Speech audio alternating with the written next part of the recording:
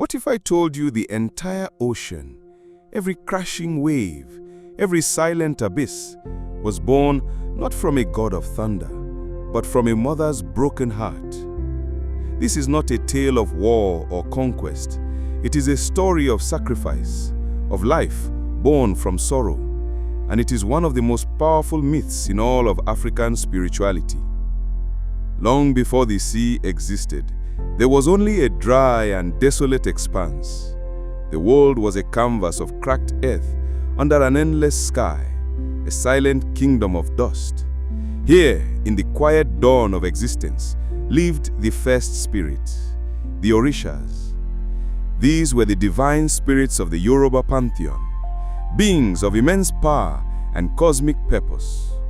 They floated over the quiet earth, masters of structure, law, and dominion.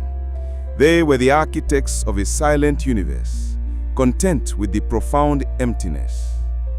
But among them was one who was different. Her name was Yemaya, the spirit of nurturing, intuition, and motherhood. While the others mastered power and dominion, Yemaya longed for something more. She walked the cracked earth barefoot, listening for a heartbeat in the dust, her own heart heavy with a yearning to create life. To fulfill her sacred desire, Yemaya took a divine partner, Orunu, a celestial spirit of the skies. From their cosmic union came the first spark of potential. Deep within her, twin seeds of possibility were planted, one of water, one of life. But not all among the Orishas supported Yemaya's sacred desire. The spirits of structure and law feared what this untamed life would bring. They saw chaos, imbalance, and rebellion in her act of creation. As tension grew among the gods, a great war broke out. It was a clash between the Orishas of rigid structure and the burgeoning forces of chaotic, untamed life. The very fabric of the cosmos was torn as fire met water and order battled creation.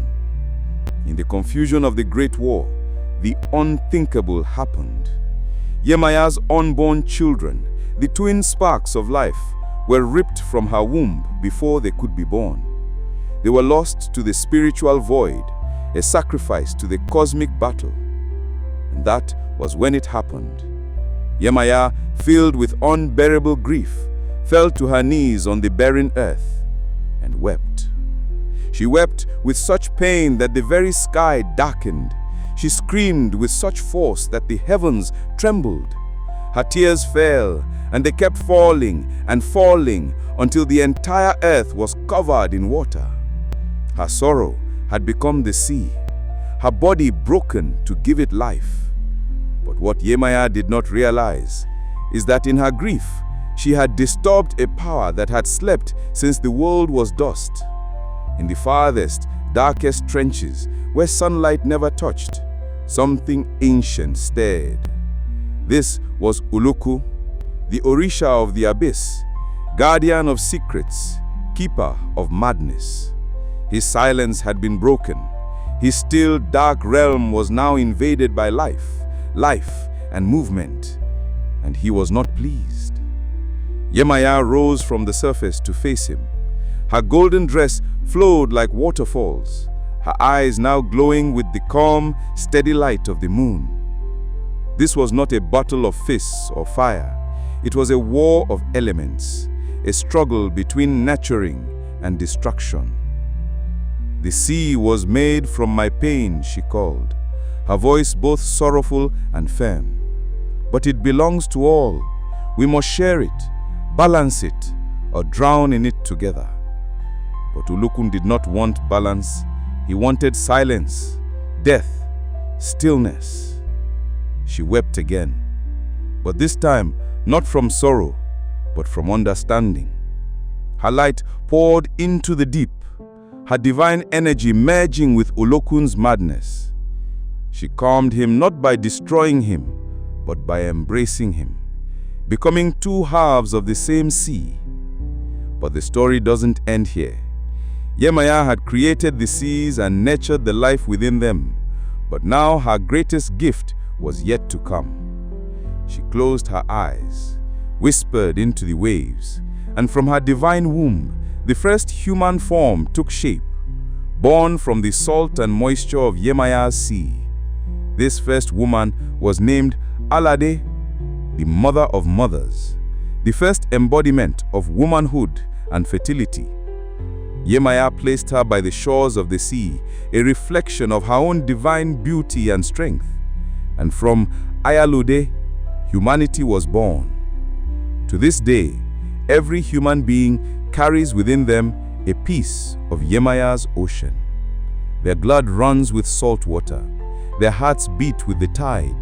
They learned that the sea could both nurture and destroy, a reflection of their own dual nature.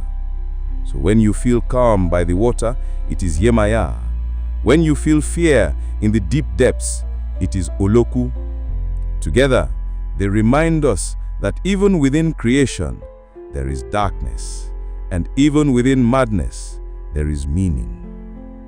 This is the heart of African spirituality, a story of balance, sacrifice, and the eternal, nurturing power of a mother's love.